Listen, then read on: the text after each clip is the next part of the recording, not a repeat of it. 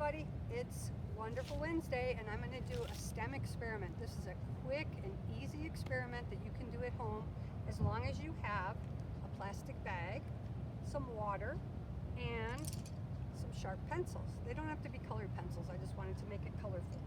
So what do you think will happen if I pour water into this plastic bag? Probably about, whoa, that's heavy. Probably about a little more than halfway full, okay? Keep pouring. A little more. So what will happen to this bag, I'm gonna close it up. I've just got this other container just so I don't spill it all over the ground. All right, what will happen if I poke a sharp pencil through this? I would think that it would leak all over the place, right? So watch what happens. That. Why doesn't the water leak out? I bet it will if I put another pencil in, don't you think? Let's try it again. Look at that. Let's try another one.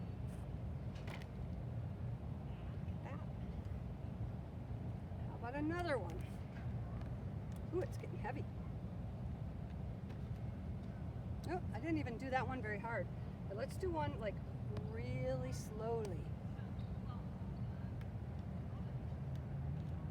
And it still doesn't leak out. Look at that.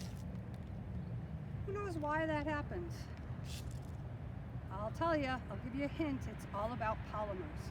We've done polymer experiments before.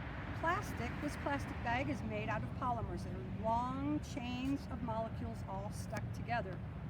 And so if you could imagine like a wet piece of spaghetti, those are all molecules stuck together.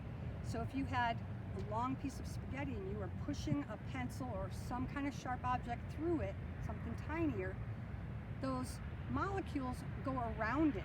They're surrounding this so that the water doesn't leak out. But as soon as I pull out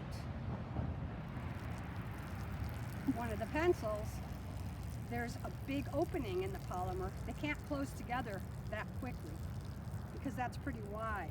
So when I pull these out, the water leaks out because there's a big gap. But when I pushed it in, the polymer, the molecules closed around it and protected it so that the water wouldn't leak out.